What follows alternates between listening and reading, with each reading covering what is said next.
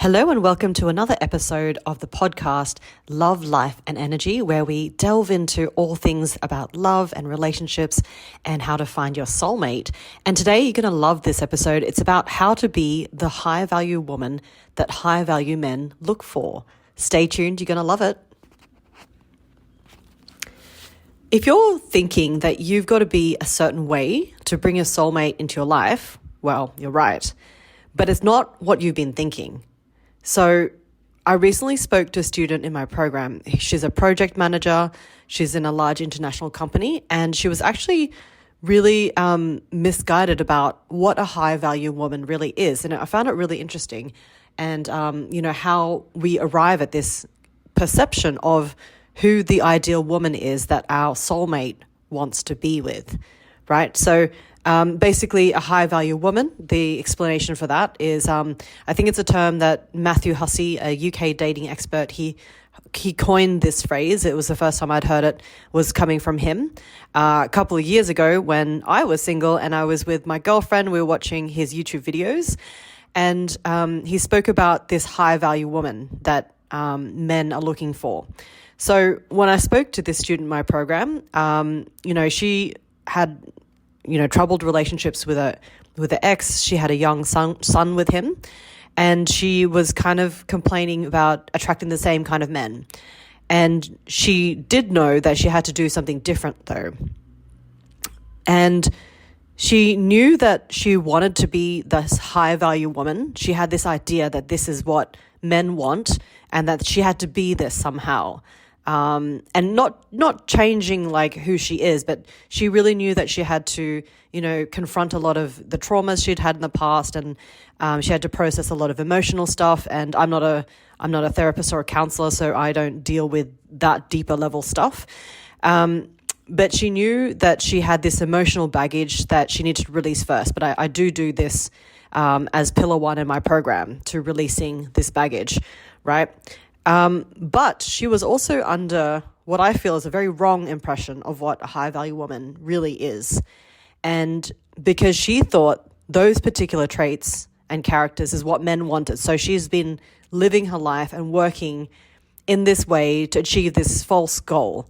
She was going for something that was basically leading her astray, right? So when we had a call together, I asked her, what exactly do you think a high value woman is? And why do you think you're attracting the men that you're currently attracting? And she, without hesitation, she said, a high value woman, I need to be her. Basically someone who's rich, someone who's wealthy, lives in a nice house, wears beautiful clothes. She's sophisticated. She's got a life together. And I said to her, only one of those things that you said is right. And that was the last part, that she's a woman who has a life together.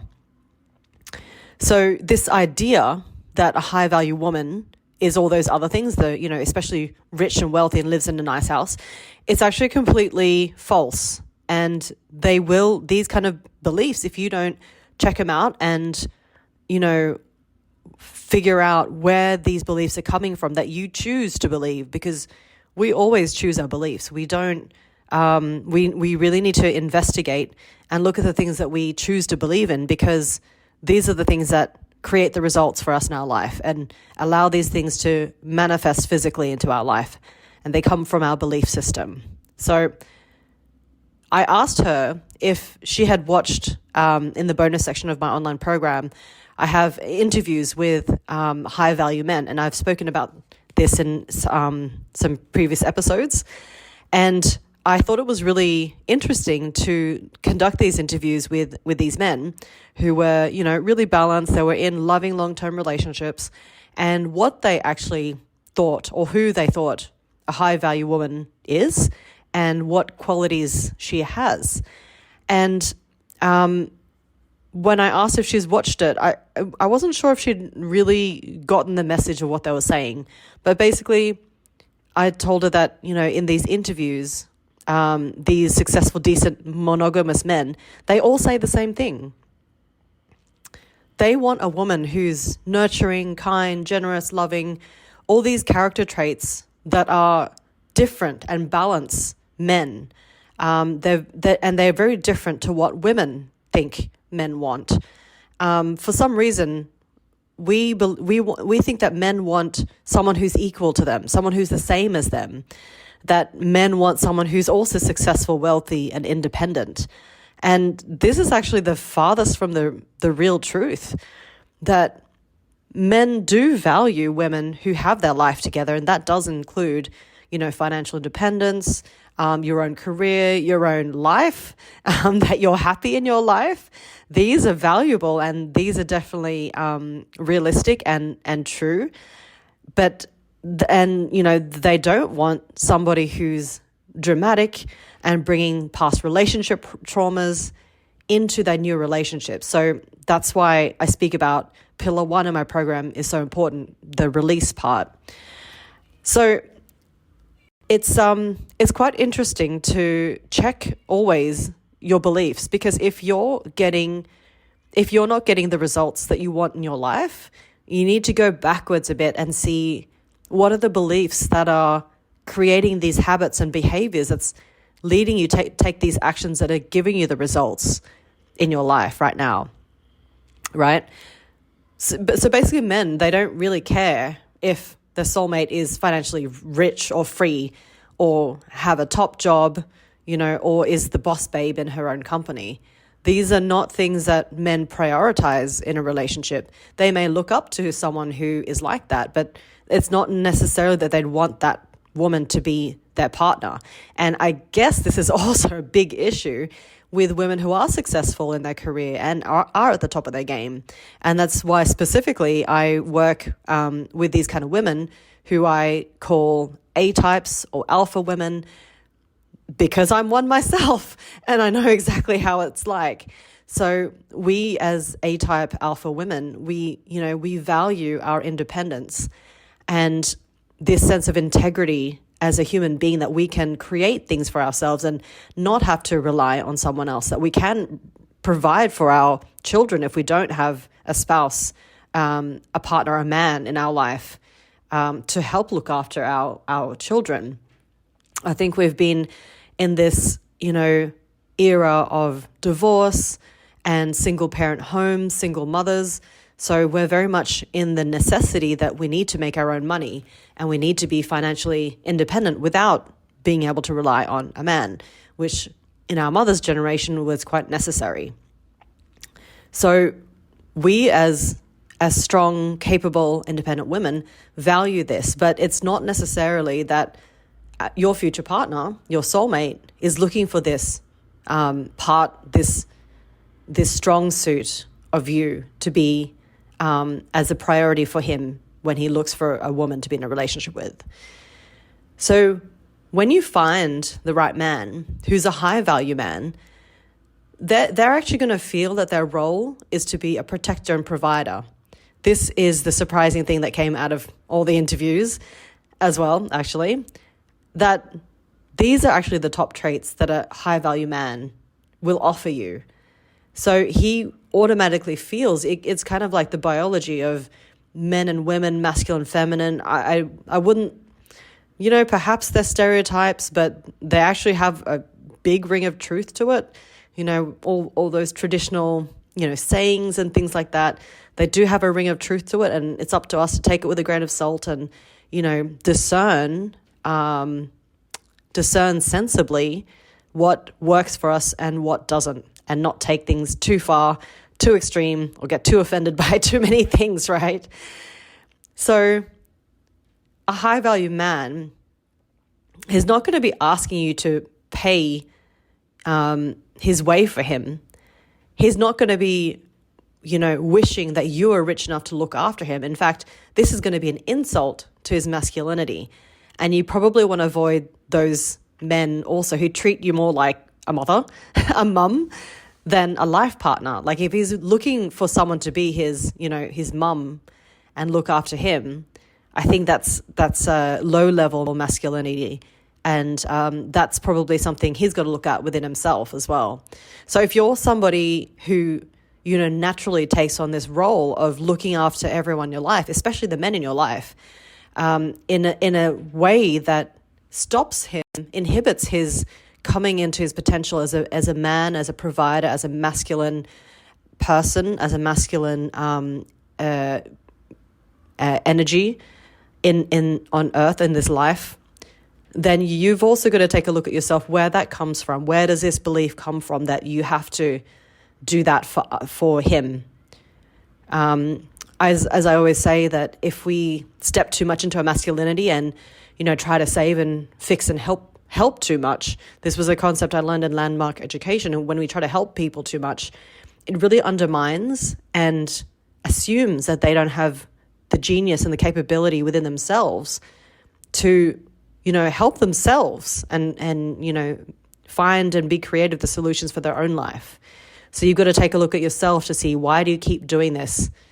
And this will also lead to why you keep attracting the same relationships, the dependent relationships. So basically, men, they want to be in their biological male role of protector and provider. And this probably, I'd assume, also happens in gay relationships as well, where there's always going to be masculine and feminine. Even if it's two people of the same sex, there will always be masculine, feminine energy within each person that needs to be balanced within the relationship. So I know that a lot of feminist women are going to freak out at the suggestion of, allowing and receiving the energy of your man to be your protector and provider, at least emotionally, energetically, psychologically. It doesn't have to be physically or financially. And I know that, I used to freak out about this myself, being a feminist alpha type, in my past. And I've reformed feminist now. I understand that, feminine, it's a broken model, and to me it doesn't work anymore. So I'm much more comfortable in my femininity and understanding where our relationship has that balance. So I realized that if you want masculine, high-value men to come into your life, that you have to create space. And a lot of us are, way too busy in our lives. We fill up every minute of the day with activities, with friends and projects and things like that. But when I'm saying creating space, it's also that emotional, psychological space to receive, and it's a very feminine energy. And this creating the space and receiving is actually the third pillar in my program, and to be comfortable in your femininity. So this allows your partner, your soulmate, to come into his greatest potential and fulfill his role as a boyfriend, a husband, a partner, and allowing him to be in his masculinity too. And it was funny because one of the comments I received in a webinar that I've done, one woman mentioned, I realize now that because I'm too much in my masculine, I'm always stepping into his role and not allowing him to come into his, greatest potential. And it was a huge breakthrough that she had, because this is really the point. This is really why we're finding it so hard to attract our soulmate into our life, and we're upsetting the balance of masculine, feminine energy. And men are so confused about how to be men, because we've actually got the upper hand, ladies. Let's be honest. We really do. We think when we give away our power to men, thinking, we have no control. It's all about them. They're all this, that, and whatnot. And what can I do? But the thing you really can control is your vision of a high-value woman, of being, who you are, this spiritual soul that you are, and letting that shine and come through. So that actually attracts your soulmate, and not this armor of, stereotypical equality, and I've got to be rich and I've got to be successful. And, the last thing men care about is if their partner is successful or not. They really just want us to be happy. And I think a final takeaway for this episode is just to recognize, what are your beliefs leading you to do in your life? Are they actually bringing you towards a way that actually works? Because this ideal of who a high value woman is, check that out and see if that's actually working for you in your life and bringing in the right kind of men. So I hope you enjoyed this episode and got some value out of it. Please send me a direct message on Instagram. I'll put all my links in the show notes. And I do discuss more about this in my webinar. So you can definitely go check that out. The link will be in the show notes. And, attracting your soulmate and having a system for attracting him into your life is very different from chasing. And this is what a high value woman does. She attracts people, projects, beautiful things, relationships, work, everything into her life by an attraction method. So if you want to learn more about that, please check out the webinar, and I'll see you next time.